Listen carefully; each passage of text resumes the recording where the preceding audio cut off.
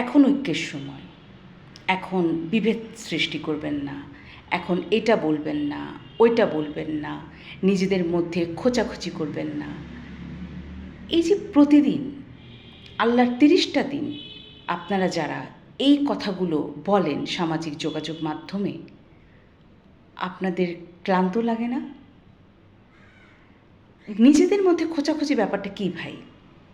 একটু বুঝিয়ে বলবেন আমাকে প্লিজ। আমার মনে হয় যে আমি একটু কম বুঝি। কারণ আপনি যদি আদর্শিক মানুষ হন, আপনার আদর্শে যদি আমি হই, আপনার সাথে তো আমার কোনো কিছু নিয়ে মতবিরোধ হবে এটা তো প্রশ্নই ওঠে না।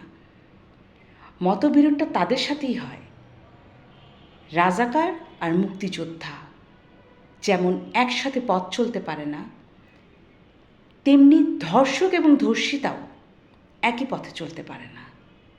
ব্যাপারটা ওরকমই।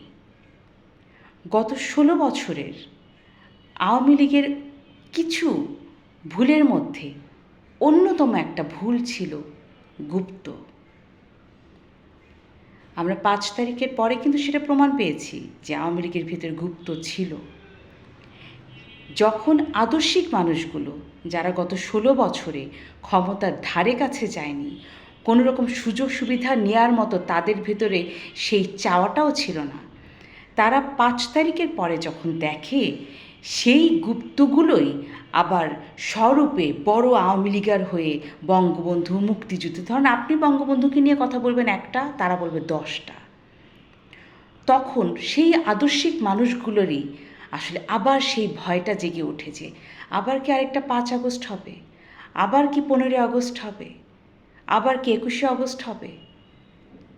সুতরাং আমি যতটুকু মনে করি, আমার মনে হয় না আমি ভুল মনে করি, নিজেদের মধ্যে কখনোই খোঁচাখুচি হয় না। খোঁচাখুচি তাদের সাথেই হয় রাজাকার, গুপ্ত, হাইব্রিড আর সুবিধাভোগী ভণ্ড প্রতারকদের সাথে আদর্শিক মানুষদেরই খোঁচাখুচিটা হয়। তাই এই প্রতিদিন সকালবেলা উঠে আপনারা যে সামাজিক মাধ্যমে যে ভণ্ডামিগুলো করেন, এই ভণ্ডামির ডায়লগগুলো বন্ধ করেন। আপনাদের তো ক্লান্ত লাগে না? আমরা জাস্ট আপনাদের এই ভণ্ডামি কথাগুলো শুনতে শুনতে টায়ার্ড হয়ে গেছি ভাই।